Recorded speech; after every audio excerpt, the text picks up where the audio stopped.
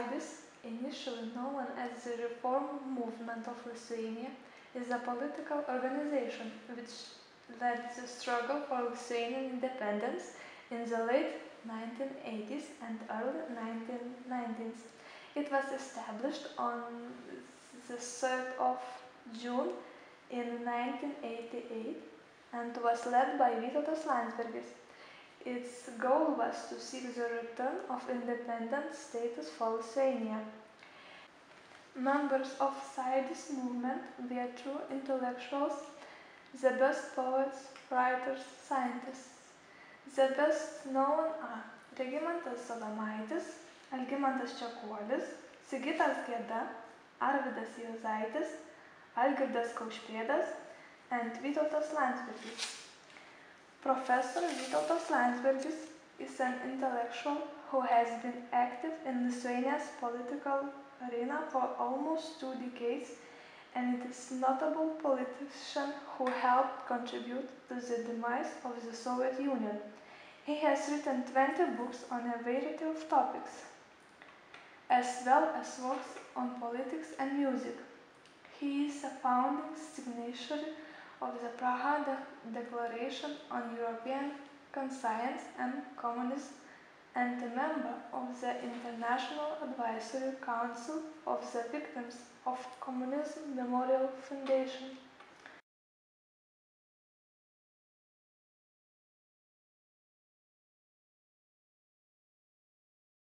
The Baltic Way was a peaceful political demonstration.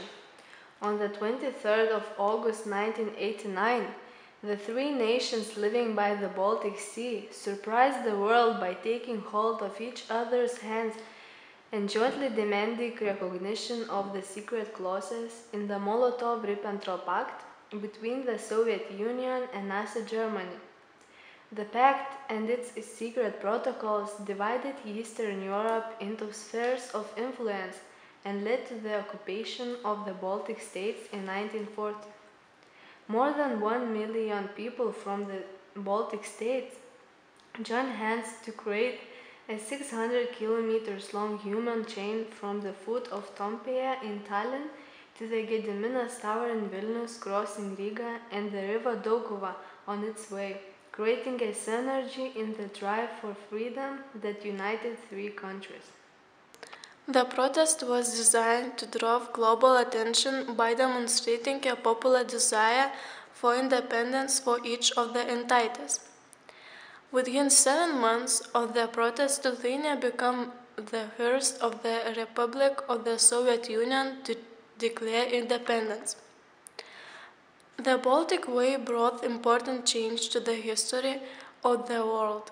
It is a historic symbol that is alive in the collective memory, enriching the understanding of the sense and values of solidarity and freedom of expression.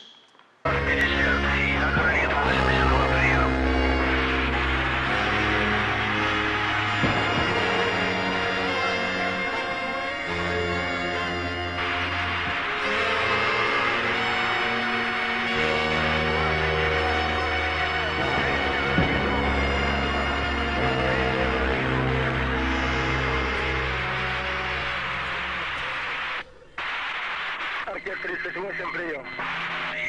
Прием. Площадь вокруг башни освободил, народ вытолкнул заграждение, прием. Вас понял, прием.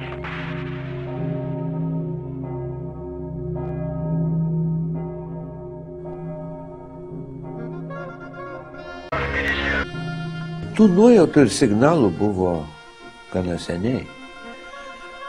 Jau nekalbant apie dienas po kovo 11-osios, kai čia aplink važinėja tankai ir šarvuočiai, buvo nuolat demonstruojama karinė jėga.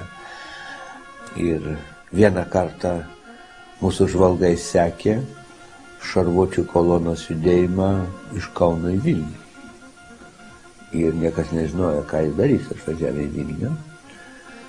Ir kai jie nuo Panerių pasuko į miestą, tai buvo jau blogas ženklas. Ir kai jie pasuko link aukščiausios tarybos, tai irgi buvo labai blogas ženklas. Atgabeno karinius dalinius į Pskovą Ir ne tik tai desantininkus, bet ir specialų žudikų padalinį, Alfa. Ir be abejo planavo kokį nors susirėmimą tarp gyventojų, panaudodami tokias organizacijas kaip Jedinstva. Čia buvo įsteigta netikra ar fiktyvi ten piliečių kongresas kažkoks. Paskui Burokevičius paskelbė apie Lietuvos demokratinį jėgų kongresą. Aišku, tai buvo pavadinimai, bet Valerijus Ivanovas turėjo savo būrius mušeikų. Jedinstva buvo tokia, kaip jau minėjau, organizacija. Jų vardu ir buvo mėginama įsiveržti į Seimą jau sausio 8.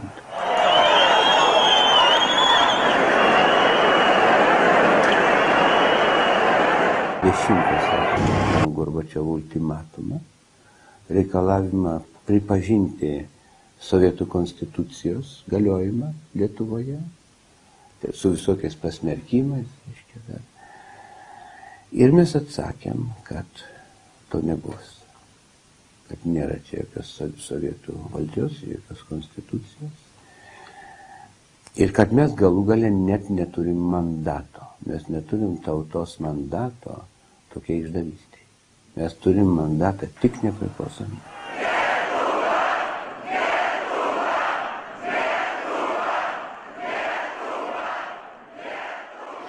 Žinant, kad reikia pranešti apie naują faktą, eidavom tiesiai į eterį, bet kuriuo metu buvo traukiama programa ir transliuojama pati naujausia informacija. Buvo pakankamai daug ženklų, kad jėga bus naudojama, nors vakaruose tuo netikėjo, nepatikėjo nei Margaret Thatcher, kodėl jie turi jūs naikinti, kai jūs jiems gaminat maistą, jūs duodat jiems produkciją. Jie neturi būti tokie kvaili, o prezidentas Bušas man taip pat sakė, kad Gorbačiovas tikrai negali imtis jėgos, nes tai jam būtų labai nuostolinga. Taip kad vakarų valstybių vadovai klydo dėl sovietų ir prigimties, ir mąstysenos, ir planuojamų veiksmų.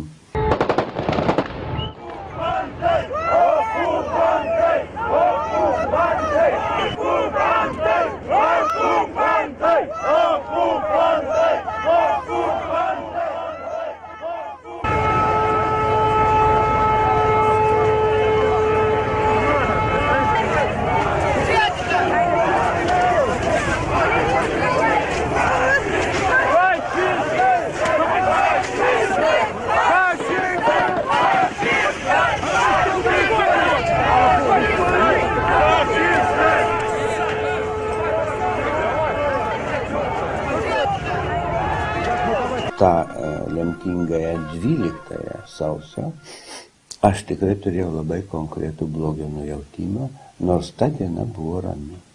Pastatai buvo užiminėjami 10, 11, 12 lyg naujų puolimų ir nebuvo.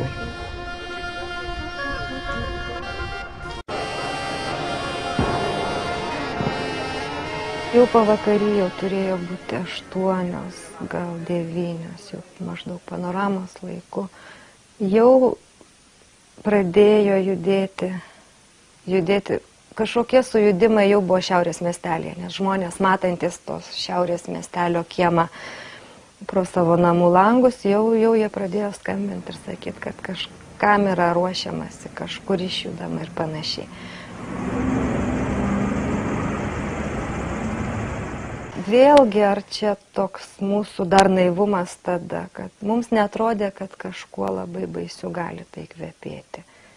Ir tik tai, bent jau aš asmeniškai, kažkokį neramumą pajutau, pamačius savo akimis pro televizijos langus, reiškia važiuojančią šarvuočių koloną. Vėlgi buvo neaišku, kur jinai juda, kaip paskui paaiškėjo, jinai pirmiausia judėjo link televizijos bokšto.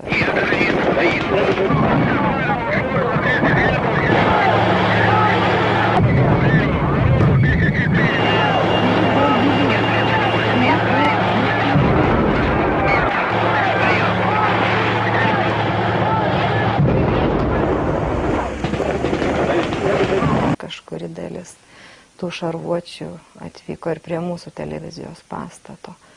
Va ir būtent pamatė jau, kas vyksta už tų sienų, mes nutarėm, kad vis dėlto reikia leistis į studiją ir bandyti turėti tą galimybę, kad tiesiogiai įsijungtumėme.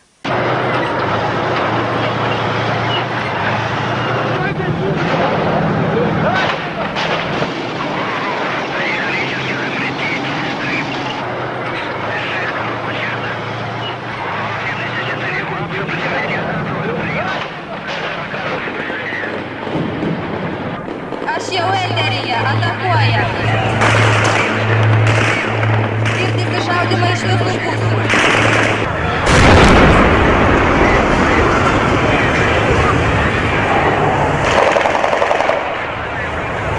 Mėly žmonės, tikriausiai netenkame televizijos ir radio.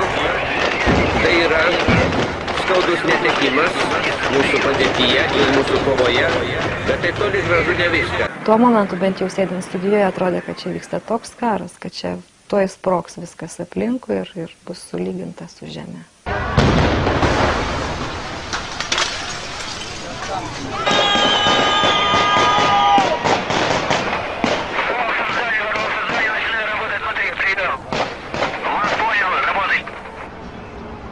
Mėly žiūrovai, pati paskutinioji informacija. Lietuvos radijas jau užimtas. O televizija, kaip matote, dar mes dirbame, nors po visur vaikšto kariškiai, aš tiesa jų nemačiau, bet sėdime užsidarę studijose, užsiblokavę ir daugiau nieko jums negalime pasakyti.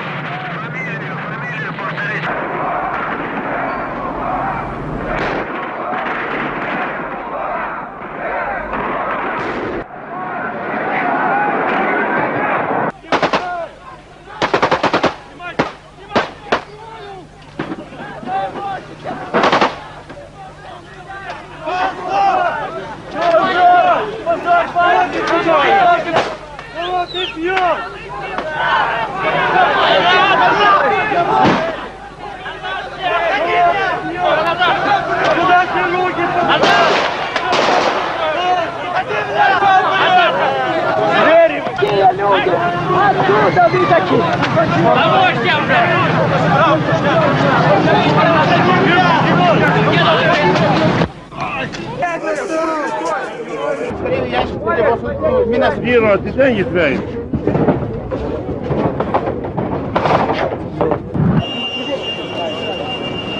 Dacă jūs apžiūrėjote? Šiandien aš atėjau. Gal dar gyvas.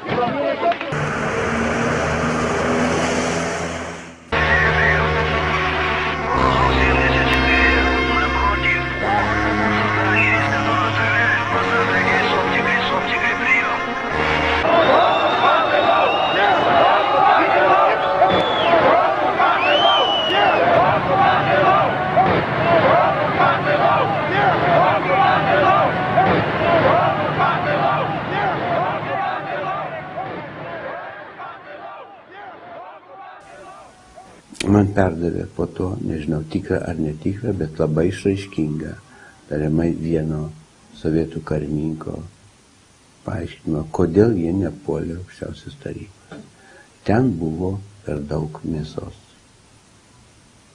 Tai tie tūkstančiai žmonių, kurie čia buvo susirinkę ir kurie neklausė, nepakluso patarimui pasitraukti.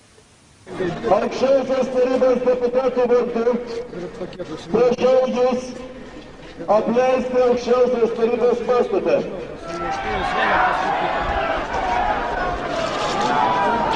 Aukščiausia taryba lieka savo vietoje.